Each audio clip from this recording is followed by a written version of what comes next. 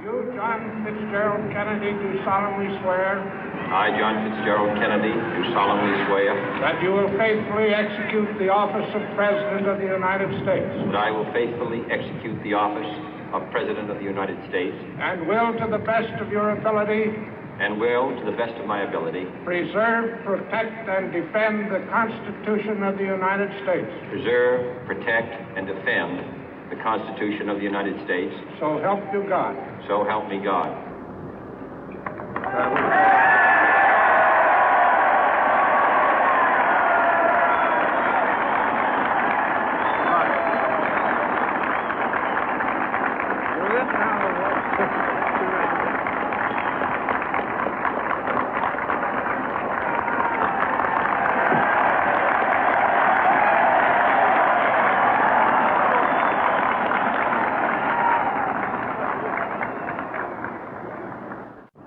Vice President Johnson, Mr. Speaker, Mr. Chief Justice, President Eisenhower, Vice President Nixon, President Truman, Reverend clergy, fellow citizens.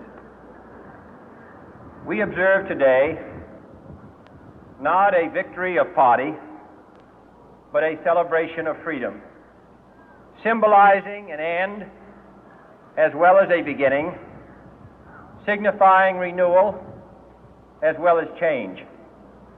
For I have sworn before you and Almighty God the same solemn oath our forebears prescribed nearly a century and 3/4 ago.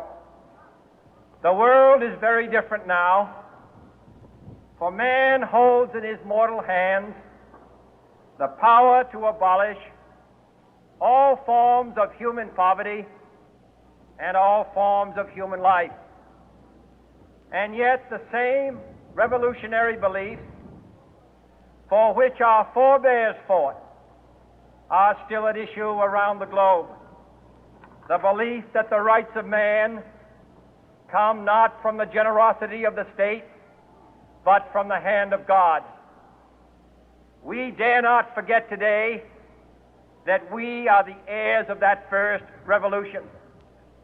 Let the word go forth from this time and place to friend and foe alike that the torch has been passed to a new generation of Americans born in this century, tempered by war, disciplined by a hard and bitter peace, proud of our ancient heritage, and unwilling to witness or permit the slow undoing of those human rights to which this nation has always been committed and to which we are committed today at home and around the world.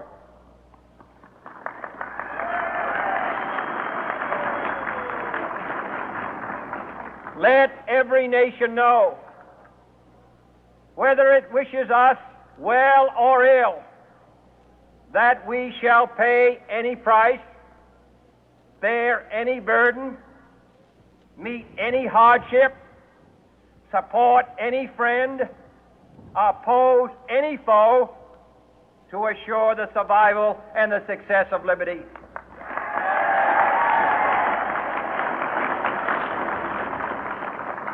This much we pledge and more.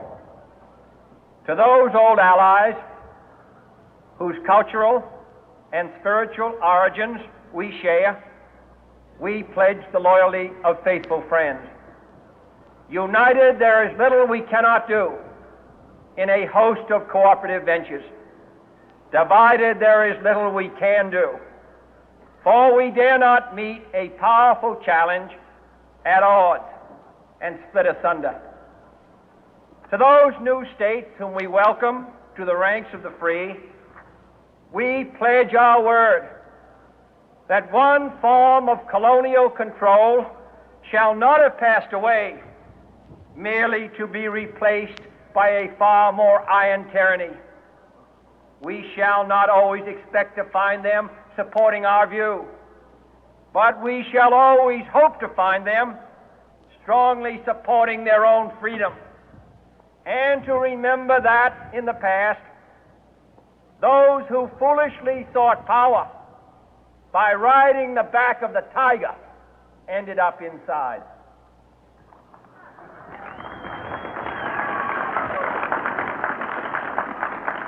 To those people in the huts and villages of half the globe struggling to break the bonds of mass misery, we pledge our best efforts to help them help themselves for whatever period is required, not because the communists may be doing it, not because we seek their votes, but because it is right. If a free society cannot help the many who are poor, it cannot save the few who are rich.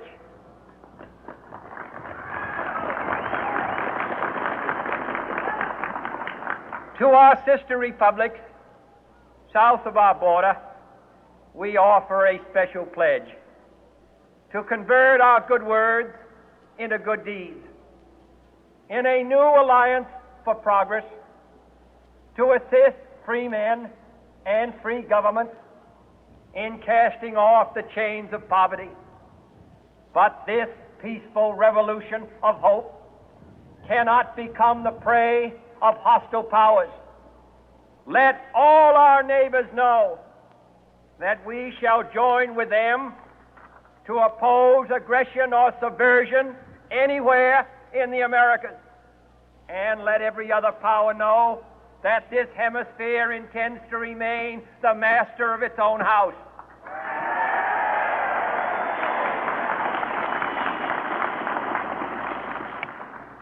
To that World Assembly of Sovereign States, the United Nations, our last best hope, in an age where the instruments of war have far outpaced the instruments of peace, we renew our pledge of support to prevent it from becoming merely a forum for invective, to strengthen its shield of the new and the weak, and to enlarge the area in which its writ may run. Finally, to those nations who would make themselves our adversary, we offer not a pledge, but a request that both sides begin anew the quest for peace. Before the dark powers of destruction, unleashed by science, engulf all humanity in planned or accidental self-destruction, we dare not tempt them with weakness, for only when our arms are sufficient beyond doubt can we be certain beyond doubt that they will never be employed. But neither can two great and powerful groups of nations take comfort from our present course, both sides overburdened by the cost of modern weapons, both rightly alarmed by the steady spread of the deadly atom, yet both racing to alter that uncertain balance of terror that stays the hand of mankind's final war. So let us begin anew, remembering on both sides that civility is not a sign of weakness, and sincerity is always subject to proof. Let us never negotiate out of fear, but let us never fear to negotiate.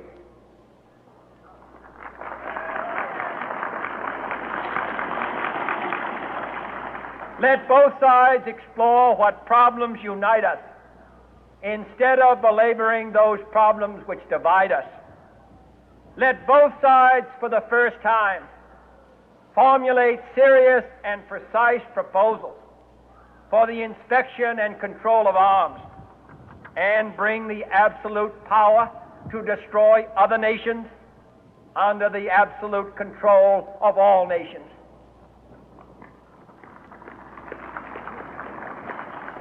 Let both sides seek to invoke the wonders of science instead of its terrors.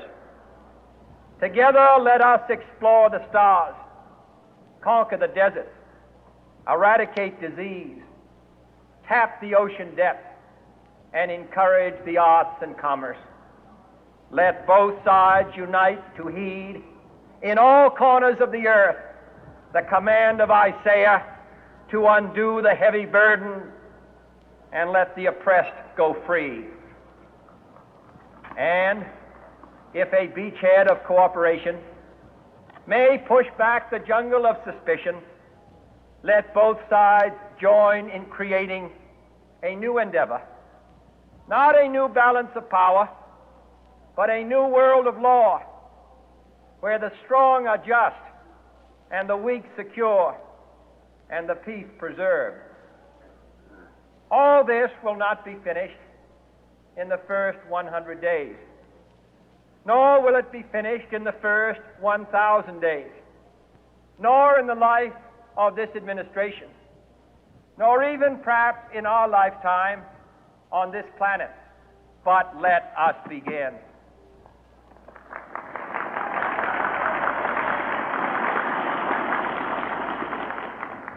In your hands, my fellow citizens, more than mine, will rest the final success or failure of our course. Since this country was founded, each generation of Americans has been summoned to give testimony to its national loyalty. The graves of young Americans who answered the call to service surround the globe. Now the trumpet summons us again, not as a call to bear arms, though arms we need, not as a call to battle, though in battle we are, but a call to bear the burden of a long twilight struggle, year in and year out, rejoicing in hope, patient in tribulation, a struggle against the common enemies of man, tyranny, poverty, disease, and war itself. Can we forge against these enemies a grand and global alliance, north and south, east and west, that can assure a more fruitful life for all mankind? Will you join in that historic effort?